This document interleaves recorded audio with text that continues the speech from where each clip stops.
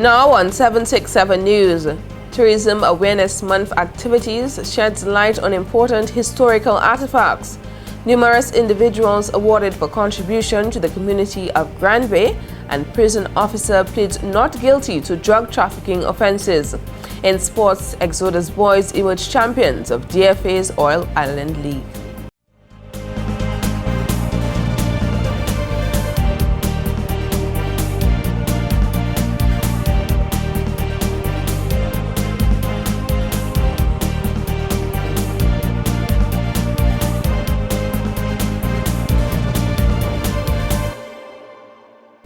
Welcome to the weekend edition of 767 News, Dominica's #1 news source.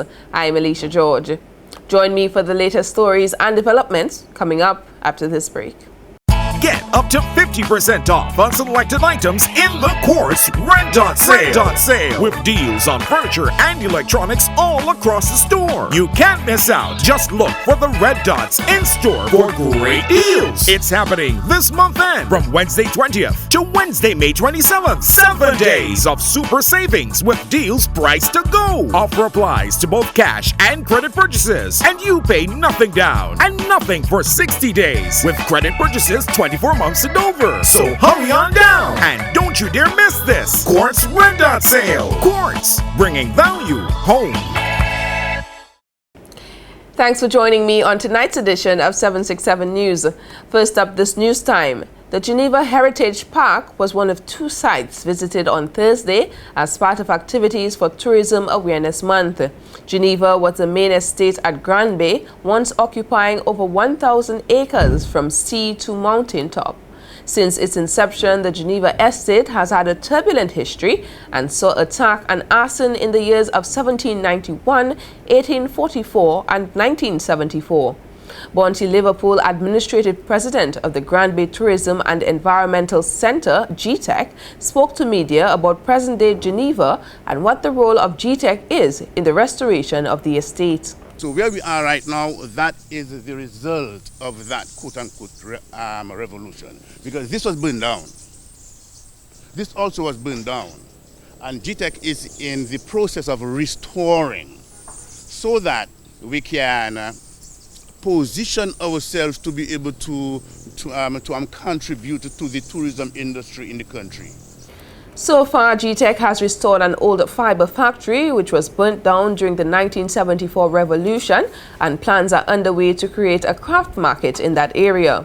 Liverpool said the organization also makes significant contributions to education. We also contribute to the education of the village in that we run projects for kindergarten and primary school children in social skills, and also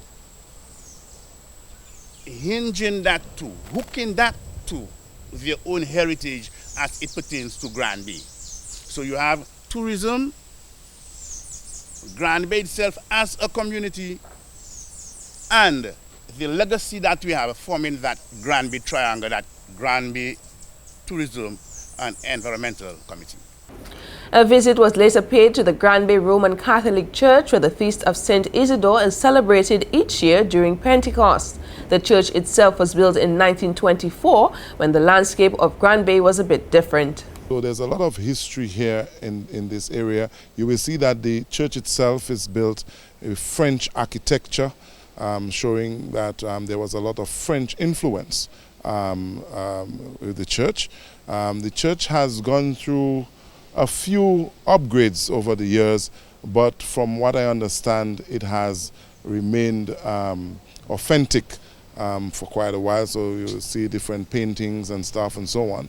The churchyard itself used to not only be church, but it used to be a school area. So the Grand Bay Girls' School used to be located right next to the cemetery. A few years ago, the cemetery was expanded to facilitate more burials in the community. On the 25th of May, the village of Grand Bay will celebrate Feast of St. Isidore, honoring the second patron saint of their community. Years ago, before I was wearing this uniform, I sang a song called Remember Me the Malawi, looking out for the poor. So Isidore is in that same frame of mind, looking out and caring for those who are less fortunate. So we will focus on that during the liturgical celebration. And the fact that he was a farmer will also be highlighted during the celebration as well. We will be dressed in our national wear. People will be awarded who have contributed to the farming industry throughout the parish. They will be awarded during the celebration. Father John said, as customary, local items will be offered up during profession and laid out before the altar as a sign of offering to the Lord. Some of the local food items will be given to the poor. The Eucharist is the highlight of the day. Yes, we will have a good time, we'll have fun, but the Eucharist is the highlight of the day, and we begin that at 9 a.m. So we want to invite Dominica to that Eucharistic celebration where it all begins. And then from there, we proceed to the other activities, which you will hear a lot about, the cultural gala, mini cultural gala, which will happen after the celebration of the Eucharist, and where we will host our dignitaries and other invited guests. In related news, on Thursday, a number of villagers from the community of Granby were awarded for their various contributions made within the Granby area. The Granby Village Council held an awards ceremony at the community center in Geneva, Granby, where the worthy recipients accepted their rewards. Chairman of the Granby Village Council, Senator Edward Regis, said this was an initiative taken to show gratitude for the positive contributions these individuals have made. We are recognizing people who have impacted positively on our community. And I always say, si bon, di bon. And if these people have made salient and very good contributions in our community, we cannot let them pass on, or we cannot let them move to other countries before we say thank you to them. Regis said when services are rendered continuously throughout a community without recognition and gratitude, the individuals tend to feel unappreciated. When we let people go ahead and contribute, and we do not recognize their efforts, they are discouraged. They are not, they do not find the impetus to continue to do what they do. Yet, some people persevere. And tonight it is your perseverance that we recognize. Senator Regis said this year's Fête Isidore in Granby will be fun, filled and cultural with the inclusion of Sports Day and Culture Night. Awards were received in the categories of health, education, sports and public service. And as part of ongoing activities for the company's Health and Safety Month, Dominica's sole electricity provider, Domlec, on Friday, May 22nd, hosted a mini expo where the public and school children were educated on the operations of the company. Public Relations Officer of Domlec, Adina Bellat-Valentine, in an interview with 767 News, said the expo also saw the participation from the Dominica Red Cross, Petro-Caribe, Environmental Health Department and nurses. We are here at the People's Park with a Domlec Initiative Mini Expo as we continue the observance of Health and Safety Month under the theme Safety and Quality or Values Without Compromise. And we know the importance of safety to Domlec as an electric utility, and so we felt it important to show the community some of the PPEs, and that is personal protective equipment, that we use in our day-to-day activity, our linesmen, those gentlemen who work in the generation facility. Bellat-Valentine said members of the public also benefited from free blood pressure and sugar checks as part of the mini expo. So far, Health and Safety Month has been doing pretty well. We are pretty excited about the impact that we've created, particularly in the schools, from the primary schools from Portsmouth to Sophia. We targeted the grade 5 students to bring home the message of safety. And it has been going so well that, it's just something that we're going to have to continue. We've had positive feedback from the students and from the teachers as well. They've been calling and saying how informative the series has been, and so we really want to continue. We've had a number of other small events within the community as well, within the company as well, and every Friday we've wore our t-shirts with health and safety slogans at the back. She said activities for Health and Safety Month will continue on Saturday, May 30th, with a health walk from Roseau to Melvina's Bar in Point Michelle. So Health and Safety Month has really been going well for us. We have lapsed over a couple of years in terms of not having the activity. And so coming out of this year, we recognize how important it is for us to continue that event. Because especially with our school children, they are going to be our customers for the future. They are the ones we are targeting to bring home the message to their parents. And so it is important for us to take this on a community basis. So it has been going pretty well. The climax of the month's activities will take place on Sunday, May 31st with a family fun day at Makushri.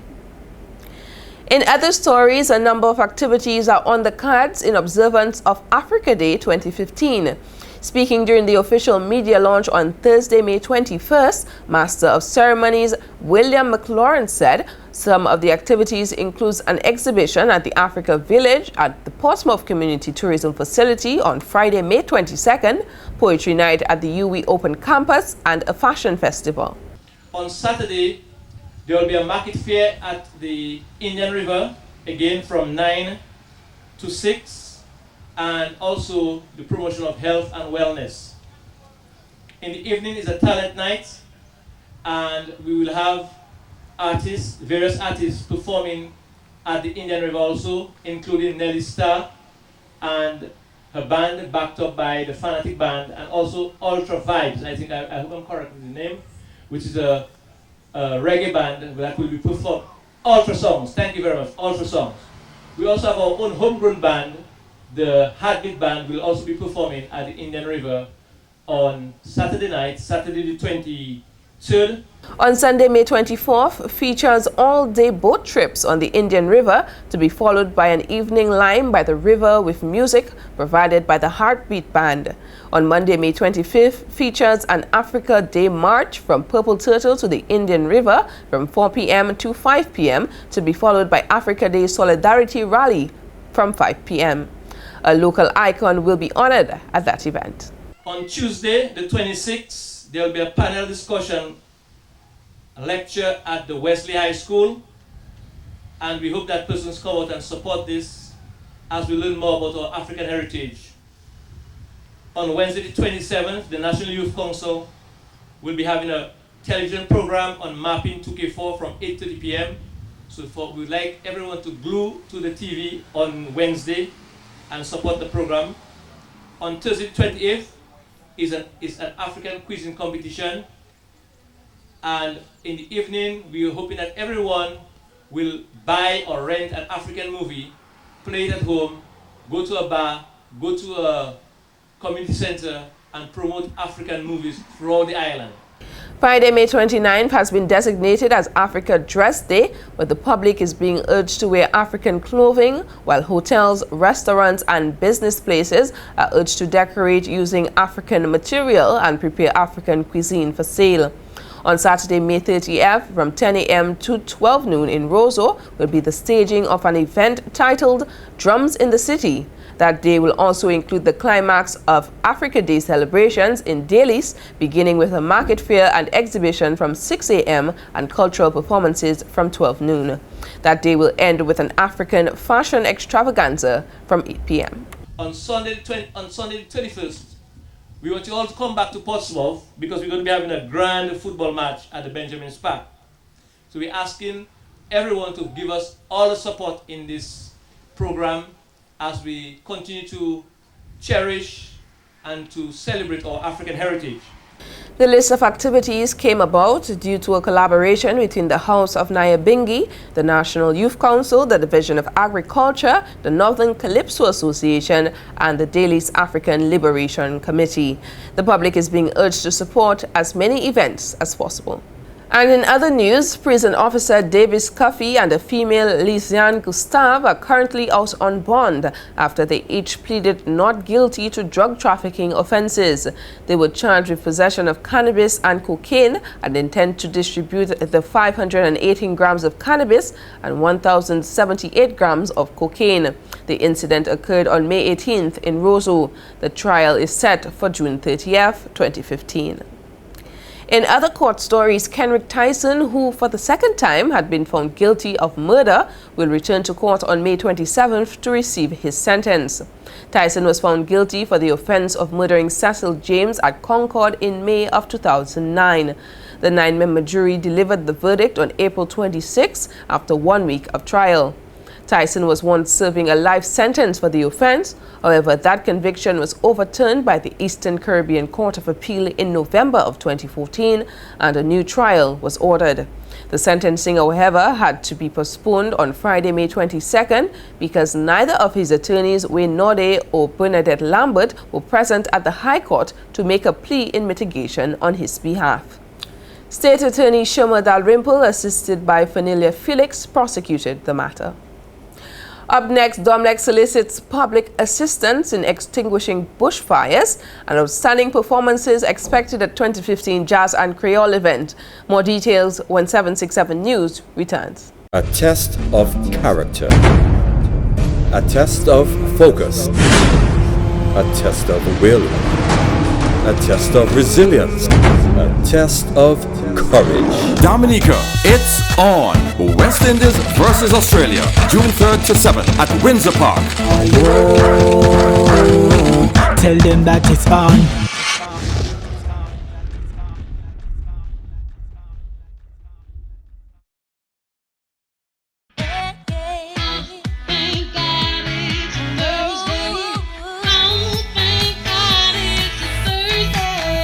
Count your Thursdays and win up to $24,000 in cash. For every $9 spent on Big 4, you get a raffle ticket to enter our weekly draws to win $4,000 cash every Thursday for 6 weeks. The more you spend, the more tickets you get, the better your chances of winning every Thursday.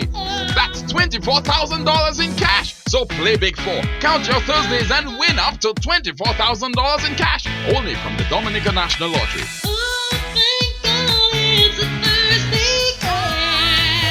Promotion starts from February 24th to April 2nd. Welcome back. Domlec is soliciting the assistance of the public in extinguishing bushfires, which may pose a threat to utility poles and wires. Public Relations Officer of the company, Adina Bellot-Valentine, in an interview with 767 News, said the dry season has been a very challenging time for the company, with numerous bushfires affecting the company's property. Over the past couple of days and weeks, we have been criticized for unscheduled power outages, which is no fault of the company. There are a number of bushfires, particularly in areas of Massac, Jimmits, Kinfield, Glasgow, and enough of the island, which is causing disruption to our service to our customers. And this is not augur well for us. We, however, spare no efforts in deploying our staff, whatever time of day, whatever time of night it is, to ensure that the restoration process can continue. Bellot-Valentine said in some cases the company has had to replace utility poles which were severely damaged by fire. She said repairing utility pole delays the time in which the power is restored to consumers. So we really want our customers to take heed in areas where they can prevent or stop a bushfire from escalating, particularly in the areas where there's infrastructure for Domlec utility or any other utility, to try to prevent or to stop those, because those can really impact the service and cause really negative impacts to not only Domlec but of course to the customers, because the customers are deprived of their service.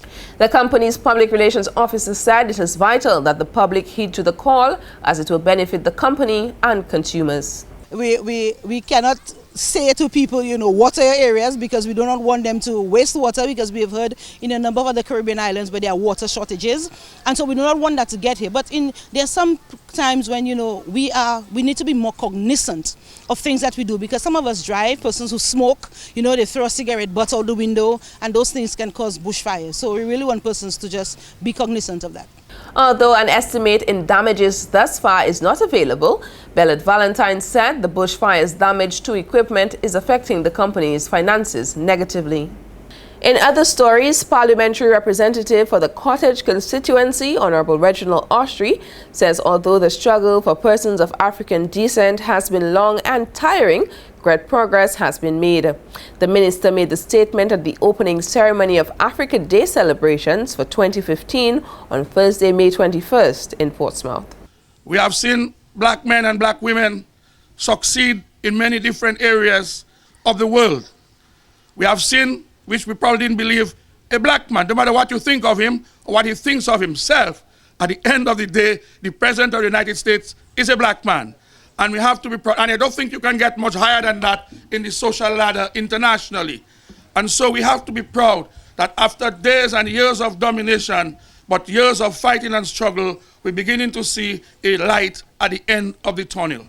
Honorable Austrie stated, however, there is still a lot more work to be done amidst foreign cultures invading regional territories. We see our young people now adopting behaviors, style of dress, mode of dress that is not keeping with the African spirit. And so it says to us that we still have a lot of work to do. We know in many quarters that you guys are still being criticized. Some of you are seen as just grasshoppers, for want of a softer term. But you know deep down in your consciousness, what you're doing and what you're succeeding in is for the total and complete liberation of the black man in the future. The minister also had a strong message to men on behalf of women in light of the Africa Day theme, Women's Empowerment and Development Towards Agenda 2063. We men too have to be more respectful to our women. We can't just go about the place dropping seeds and leaving them and don't turn back and send them to the government to beg for the survival of your children. You have a right as men to support our women, both in terms of love and romance, but also physical support that they require if they have to do the job that they need to do. We all want our children to be the best, but sometimes we know where to support our women in making our children what they have to be. And that just makes our job much harder, because delinquency will be on the rise, truancy will be on the rise, which is what we're trying to eliminate by our focusing on our culture and our purpose for being here. Minister Austri said the government will continue to support the efforts and contributions the House of Nyabinghi has made and continue to make in the development of Dominica. Had it not been for African brethren, had it not been for you, the House of Nyabinghi would have probably lost all our herbs, whether it's marijuana, hemp, Sime Contour, spinach, watercress. Had it not been for you, we may have a bigger health issue, because the consciousness that you portray in terms of healthy eating and healthy living, everybody is now going back to those days where they turned their back on some years ago. When I see the kind of people buying their herbs and drinking their bush tea because they have certain ailments and the doctor cannot cure it, I said 20 years ago, you'd have never seen that individual buying herbs and trying to cure himself by using the natural herbs. Honorable Austri said the contributions the House of Nyabinghi has made to encourage many to engage in farming and eating natural foods has been invaluable and cannot be forgotten. He added that in the future, a monument will be erected in recognition of the members of the House of Nyabinghi. And the 5th edition of the main stage Jazz and Creole event will take place at the Cabrit National Park this Sunday, May 24th. Organizers are working feverishly to set up stage for the main event. A number of fringe events have been staged this week leading up to Sunday. Jazz and Creole, first presented in 2010, is a fusion of jazz and Creole music and encompasses the rich culture, food and heritage of Caribbean people. This year's headline artists include Arturo Tapin, the Masquinada Band, Ronald Toole, Ralph Tama and Dominica's own songbird Mikel Henderson. All the artists come with their own special taste in music, unique to their Caribbean and African backgrounds. Arturo Tapin is a smooth jazz and jazz reggae saxophonist from Barbados. The band Masquinada is an Afro-Cuban Brazilian band with speciality in playing a mix of classic and contemporary compositions, while Ronald Toole is a diverse Martinique pianist. Ralph Tama, who is also from Martinique, is a singer, composer and arranger whose music echoes the rhythms of Caribbean genres like mazurka, zouk, samba, soca and reggae. Of course, the work of Mikel Henderson is felt all over Dominica. With a sweet voice and attitude, Henderson is known for many songs including Celebrating the Journey, My Pride and Home. In 2014, she was the winner of the CARICOM Song Contest with her song titled Reunion Song. Jazz and Creole will bring together all these outstanding musicians and artists for a day of fun and relaxation. Meanwhile, the first fringe event took place last Sunday at the Champs in Portsmouth and featured C Squared and Breve, followed by Pan and Jazz Soiree at the Evergreen Hotel and Word, Sound and Power at Anchorage Hotel on Thursday evening. On Friday night, another fringe activity, "Tis the Season to be Jazzy," took place at the Fort Young Hotel, while the last fringe event, Riverside Jazz and Creole, will take place on Saturday at Riverstone Bar and Grill. And that's it for local news tonight. The latest in sports is coming up next with Larry LaRocque, so stay tuned. Get up to 50% off on selected items in the Quartz Red Dot Sale. With deals on furniture and electronics all across the store. You can't miss out. Just look for the Red Dots in store for great deals. It's happening this month end from Wednesday 20th to Wednesday, May 27th. 7 days of super savings with deals priced to go. Offer applies to both cash and credit purchases, and you pay nothing down and nothing for 60 days with credit purchases 24 months and over. So hurry on down and don't you dare miss this Quartz Red Dot Sale. Quartz, bringing value home.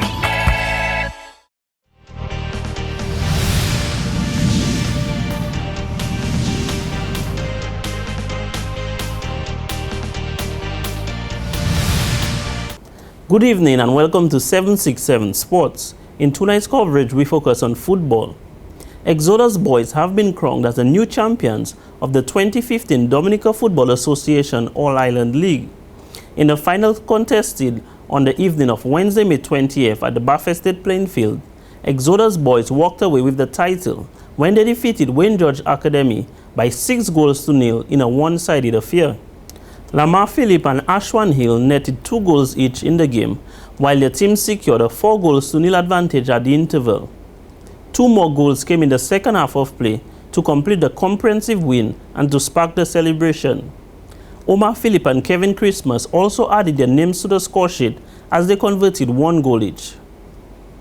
In more sports, sports coordinator Trevor Shillingford says he is hoping to utilize the Dominica Football Association's Goal 2 facility for hosting sporting events upon completion. He made the statement during a media tour of the facility on Wednesday, May 20th.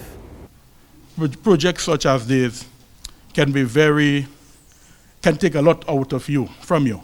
And we can speak of other islands within our region where these projects have not materialized. And it really takes a lot, and it takes some serious and steadfast leadership to really get such projects coming to completion.